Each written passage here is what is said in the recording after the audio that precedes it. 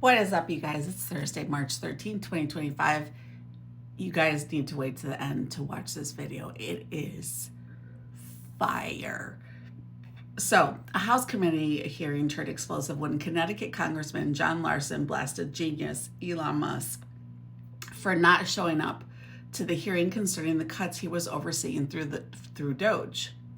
So, the Connecticut Democrat criticized the company's GOP leadership, accusing it of following whatever Donald Trump and Musk tell them to do rather than acting independently. The hearing considered two resolutions put forth by Democrats, including one by Larson asking for information into Doge's plans. It was his turn to speak up. Larson lit up. He said, "We're an equal branch of government and you start out with a blather, and yet look at the empty seats here," said the Democratic congressman, raising his voice at the Wednesday hearing. He says, one day after Trump insisted he was not going to touch Social Security, Medicare, Medicaid, Musk told Fox Business Network that he was eyeing the Social Security Administration as his next target to make cuts. "Most of the federal spending is entitlements," Musk said. "That's the big one to eliminate. Entitlement programs provide benefits that are legally eligible and entitled to. So workers, employers, and the self-employed pay for these benefits through their Social Security taxes. The taxes are collected, they're put into a special trust fund, and then you qualify for the benefits based on your work history or your spouse or your parent.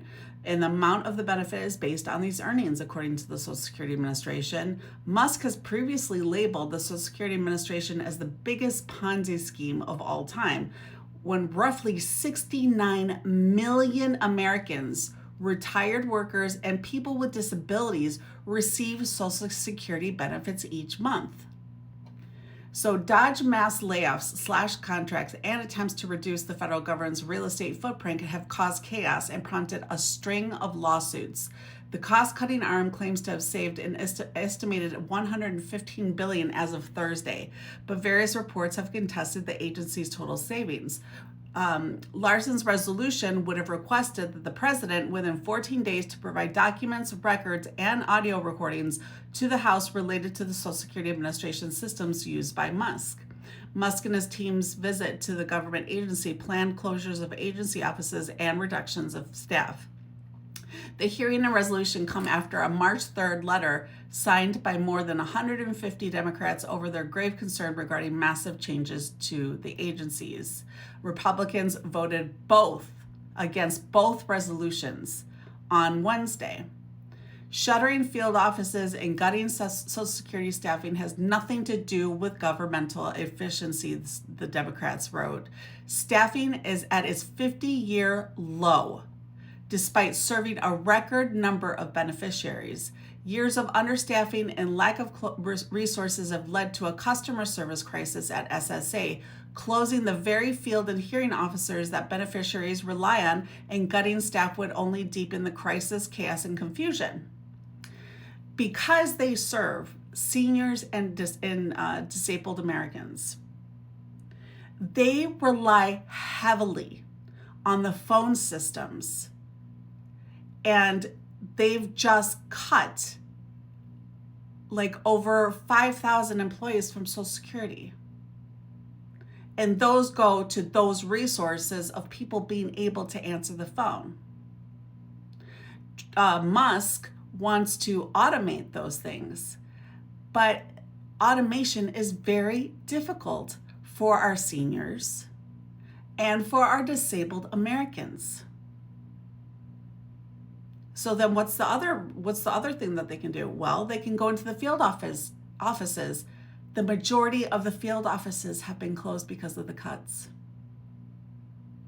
So they are literally going after Americans, the most vulnerable communities in our country. Watch this video. Morning. Very sad morning.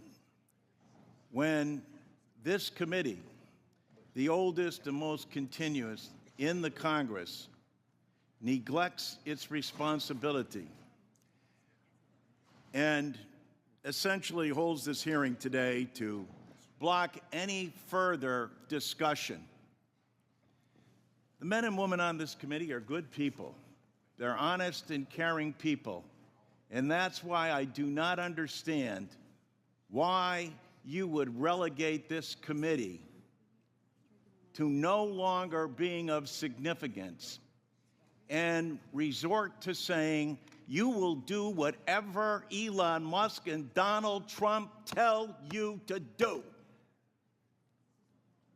Where's the independence of the committee?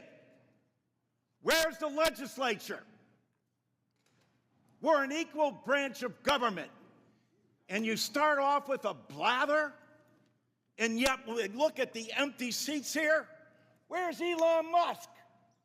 I'm sure he's a genius and is a very credible person because of the wealth he's accumulated. But that does not put him above the law or the responsibility to come before this committee in this Congress. If he's so great, if these plans and all the fraud and abuse that he's found are so evident, why isn't he here explaining it? You know why.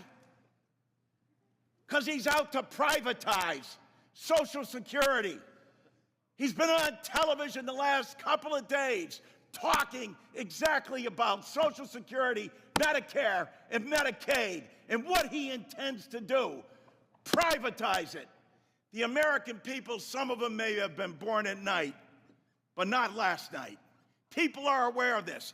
Every single one of your districts, all the money that comes in monthly, and you have not done, you as a Congress, have not done anything in more than 54 years. And now you have someone coming in to privatize a system, something you have longed to do going back to 1982, because Elon Musk thinks that this is the best thing to do. President Trump has called Social Security a scam.